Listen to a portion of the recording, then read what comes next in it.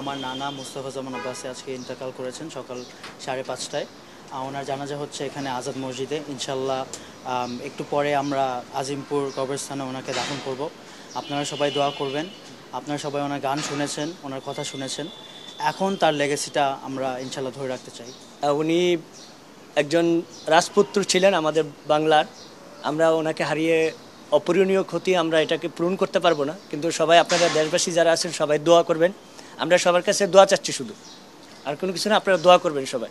1992 সালে আমরা রংপুরে প্রতিষ্ঠা করেছিলাম বাংলাদেশ ভাওয়াইয়া পরিষদ রংপুর। এই সংগঠনের তিনি প্রধান উপদেষ্টা ছিলেন। আমি বেতারে চাকরি করার কারণে রংপুর থেকে যখন ঢাকা বেতারে আসলাম তখন ভাওয়াইয়া পরিষদ বিলুপ্ত হয়ে যায়। পরে আমরা ভাওয়াইয়া অঙ্গন বলে একটি সংগঠন প্রতিষ্ঠা করেছি। সেই সংগঠনের উনি প্রধান উপদেষ্টা ছিলেন এবং সার্বক্ষণিকভাবে আমাদেরকে সহযোগিতা করেছেন। আমরা 10টা ভাওয়াইয়া উৎসব, 56টা ভাওয়াইয়া সন্ধ্যা করেছি। এর অনেকগুলো অনুষ্ঠানে উনি প্রধান অতিথি অথবা বিশেষ অতিথি হিসেবে ছিলেন, আমাদেরকে সদা সর্বদা উৎসাহিত করেছেন। আমরা রংপুরে আব্বাসউদ্দিন মঞ্চ নির্মাণ করেছি, সেখানেও তিনি আর্থিকভাবে সহযোগিতা করেছেন। মুস্তাফা জামান আব্বাসীর মৃত্যু মানে বাংলাদেশের সাংস্কৃতিক জগতে একটি বটবৃক্ষের অবসান হয়ে গেল। আমরা এত বড় অভিভাবক আর পাবো না, এবং এত জ্ঞানী, এত গুণী, এত ভদ্র, এত সামাজিক একজন মানুষ উনি ছিলেন। এত পরেশগার লোক ছিলেন। সঙ্গীত জগতে এরকম লোক খুবই বিরল।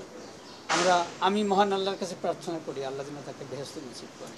আব্বাসী সাহেবের পরিবারের সাথে ছোটোবেলা থেকেই জড়িত। আমার বাবা মা ওনাদের এবং ওনার সব ভাই বোনদের সাথে একসাথে তারা বড় হয়েছে। যাই হোক, আমি বলবো আমি সারা জীবন আব্বাসী সাহেবকে দেখেছি।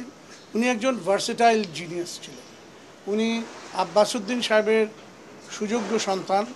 উনি ওনার বাবার লেগেসি যেভাবে উনি ওনার জীবনে প্রতিষ্ঠাতা করেছে, যা একটু আগে শুনলেন ভাওয়াইয়া যে সংগঠন তার সভাপতির কাছ থেকে, সেরকম আমি বলবো ওনার অন্যান্য দিকেও ওনার বিশাল অবদান রয়ে গেছে। একটা বলবো যে উনি বাংলাদেশে রোটারির যে মুভমেন্ট, এই মুভমেন্টের সাথে উনি ওতপ্রোতভাবে জড়িত ছিলেন।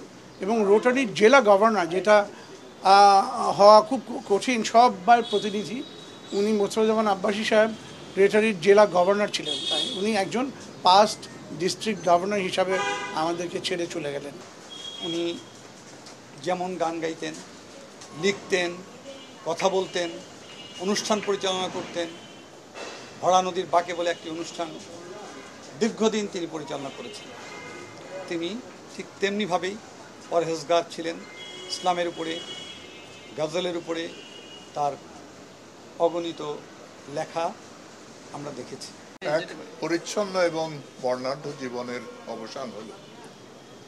মুস্তাফা জামান আব্বাসী যে কেবলমাত্র সঙ্গীত শিল্পী ছিলেন তা নয়, তিনি সঙ্গীতকে নিজের মধ্যে ধারণ করেছিলেন এবং লোকসঙ্গীতের নিয়ে গবেষণা করেছেন।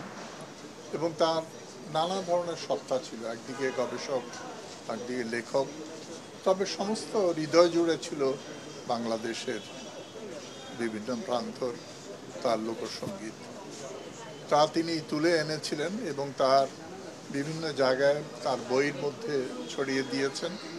টেলিভিশন অনুষ্ঠানের মধ্যে প্রচার করেছেন যে বাংলাদেশের লোকসঙ্গীতের যেই শক্তি আছে সেটাকে তুলে ধরার চেষ্টা করেছেন।